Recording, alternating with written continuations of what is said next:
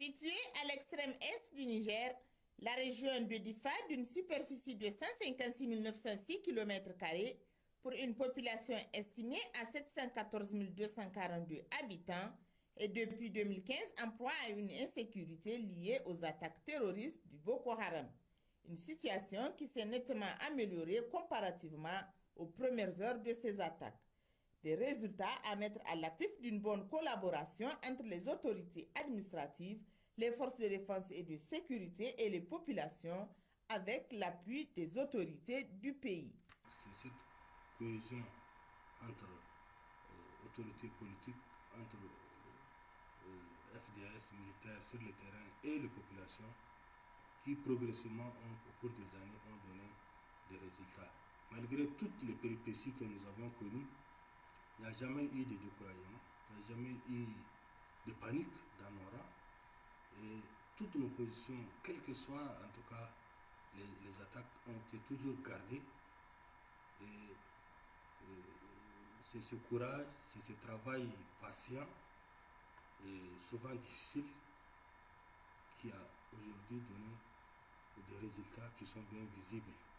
Nous sommes aujourd'hui dans une phase d'insécurité résiduelle où vraiment c'est de pures formes de banditisme et de petits groupes qui s'adonnent à des formes de banditisme vraiment de type résiduel. Et actuellement, de grandes opérations sont en cours pour même venir à bout de ce banditisme. Face à cette crise qui n'a pas été sans conséquences, notamment le flux des réfugiés internes et externes, le président de la République, Mohamed Bazoum, a consacré sa première sortie officielle à la région de Difa en date du 2 juillet 2021.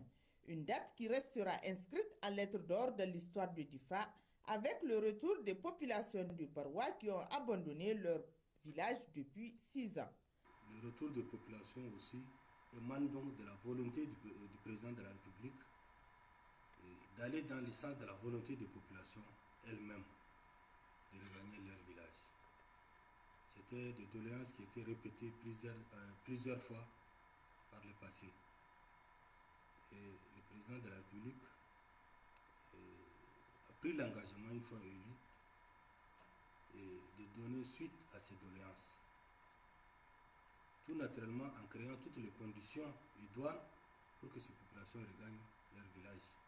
Du 20 juin 2021, fin octobre donc, de la même année 2021, nous avons pu ramener 22 villages, les populations de 22 villages dans leur contrée, à peu près pour un total de 30 000 personnes.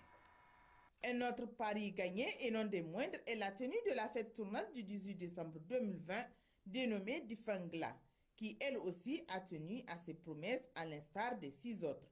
Un événement qui restera également gravé dans la mémoire de tous les Nigériens en général et de la population de Difa en particulier qui a bénéficié d'importantes infrastructures d'accueil, des routes, des villas, une maison de la culture entièrement rénovée, une tribune officielle flambant neuve, une place des martyrs à la mémoire des forces de défense et de sécurité tombées sur le champ d'honneur, entre autres. Bref, Difa, une ville complètement rénovée à la grande satisfaction de ses habitants. Nous, en tant que fils de la région, nous avons toutes les raisons d'être fiers, mais au-delà, je pense que tout Nigérien qui voit combien ces investissements ont métamorphosé la ville doivent se sentir fiers et considérer que ces infrastructures sont de nature à aller dans le sens du développement de la ville et de la région. On a eu cet investissement et s'il plaît à Dieu, on va conseiller à la jeunesse de préserver. Nous, en tant que jeunes, vraiment, nous allons essayer de protéger ces biens-là, vraiment, pour essayer de sensibiliser les jeunes. Malgré la situation d'insécurité qui a prévalu, le secteur de l'éducation nationale, de l'enseignement supérieur et celui de la formation professionnelle ne souffrent d'aucune ambiguïté dans cette région. Ces réalisations-là ont vraiment contribué donc, à améliorer la qualité donc, de l'enseignement dans la région. L'environnement aussi dans lequel les enfants étudient, vraiment il a été amélioré, sinon même sécurisé, parce qu'avec les clôtures, donc on fait pour les établissements, donc ça permet vraiment de sécuriser les enfants. Les salles de classe aussi qu'on construit, donc ça sécurise vraiment les enfants. Donc en dehors de ça, nous avons aussi le rehaussement même des effectifs des élèves, donc avec donc les infrastructures dont la région a bénéficié. Dans le grand projet du président de la République pour la réalisation des infrastructures universitaires, l'université de Difa avait bénéficié également d'une tente marocaine de 350 places. Donc c'est joyeux que l'université de Difa avait bénéficié durant l'an 1 du président de la République, dont le premier responsable, à savoir le recteur de l'université de Difa, professeur Ali Maman, avait interpellé tous les corps professoral, également les étudiants, afin d'entretenir ces infrastructures. Donc ceci étant dit, nous remercions également les autorités politiques, publiques, coutumières et aussi les élus locaux de la région de Difa pour les efforts et le soutien très fort, notamment du président de la République en ce qui concerne notre institution qui est l'université de Difa. Sur le budget national, nous avons un total de 151 531 000, donc 651.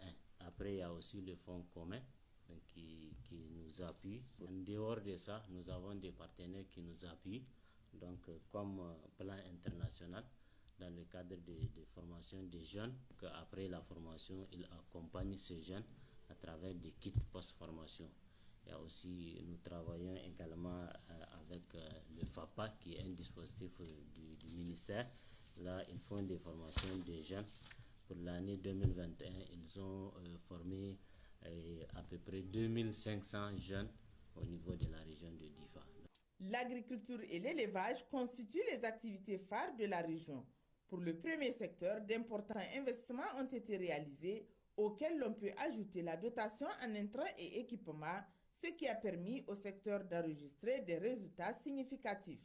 La réalisation de ces deux tronçons de digues couvre plus de 400 hectares. Parce qu'en dehors des deux aménagements qui font 215 hectares, nous avons des parcelles en hors périmètre qui sont plus de 200 hectares. Cela peut correspondre à une production annuelle d'environ plus de 3000 tonnes de riz par campagne. En termes de gros investissements, dans l'ensemble, nous avons connu plus de 150 hectares de petite irrigation. La région, sur la période de 1 an, a bénéficié de 400 tonnes de semences de culture pluviale, 17 tonnes de semences de cultures irriguées, 4500 kits de petits matériels composés d'arrosoirs, de binettes, de brouettes.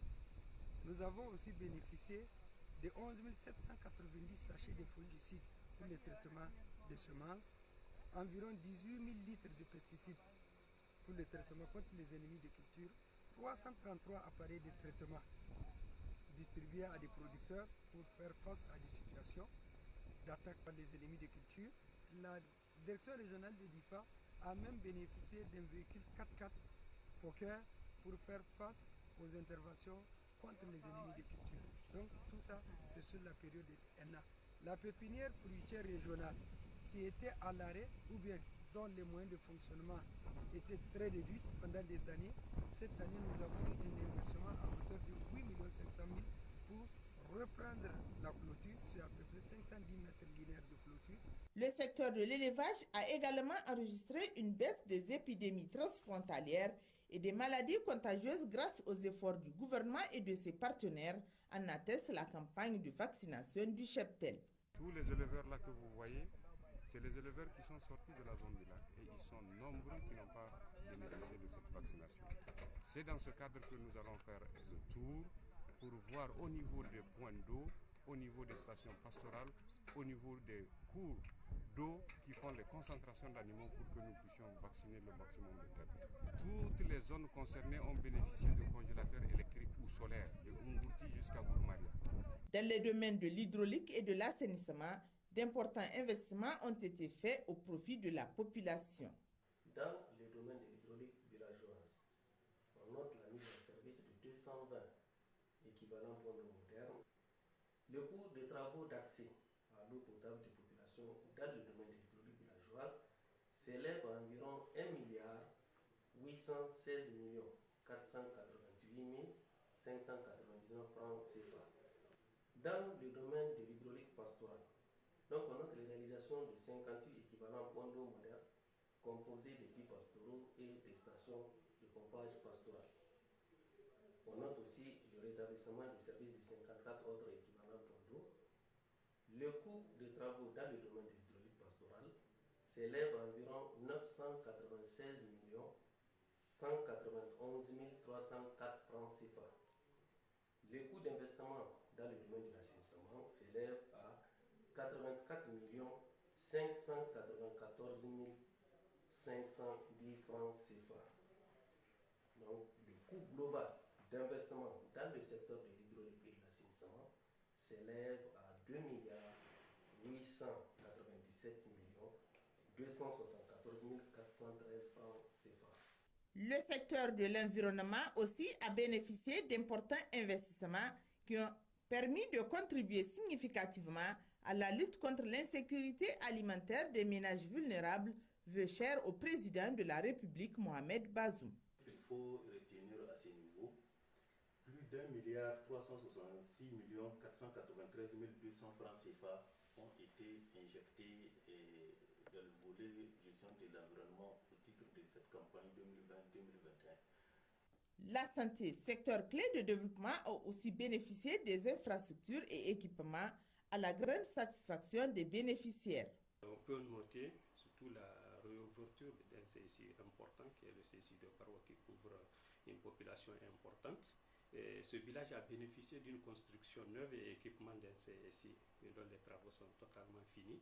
Et la réhabilitation de l'ancien bloc qui a été totalement démoli par les bandits.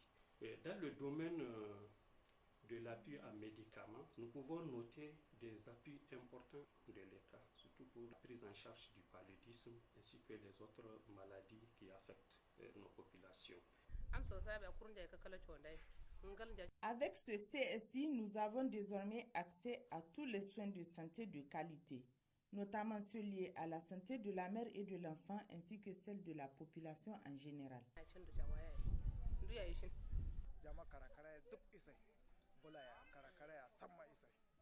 Ce centre de proximité nous a beaucoup soulagés en matière d'accès aux soins de santé, car dans le temps, il nous faut parcourir des kilomètres à charrette pour évacuer nos femmes en cas d'accouchement. La région de Difa renaît de sa psychose, et ceci grâce aux autorités de la 7e République et les partenaires réunis autour du président de la République Mohamed Bazoum pour que cette page sombre de l'histoire du terrorisme ne soit qu'un souvenir pour la population de cette partie est du pays.